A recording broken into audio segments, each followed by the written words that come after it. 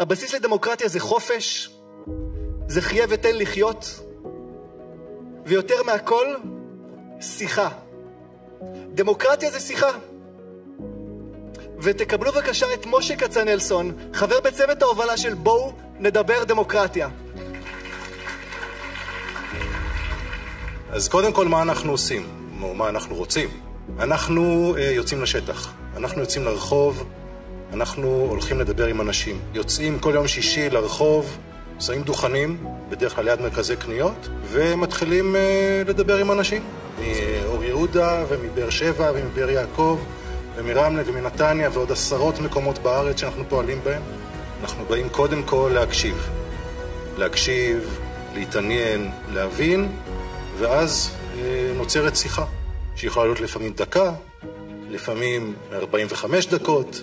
זה לא שאחרי שיחה כזאת, מיד הבן אדם אומר, תשמע, שכנעת אותי, שיניתי דעתי. אבל זה כבר שיחה אמיתית. זה לא שיחה של מחנות, זה לא שיחה של עמדות. זאת שיחה אמיתית, והשינוי יכול להתחיל לקרות שם. היום בישראל אי אפשר לדבר באמת על העניינים. אי אפשר. כל אחד נמצא במחנה שלו, בעמדה שלו, בזהות שלו, ואין באמת שיחה. והסיבה שאנחנו באים בגישה הזאת היא כדי להראות שיש דרך אחרת וכדי לקלף את הקליפה הזאת.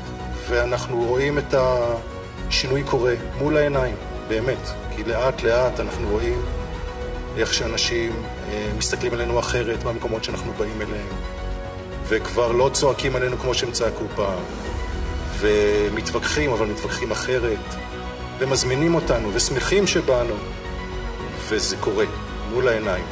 אין לנו ברירה אחרת. אני לא מכיר קיצורי דרך מלקלף את הקליפה, וגם אין מה לבכות על מה שלא עשינו הרבה שנים. צריך פשוט להתחיל לעשות עכשיו.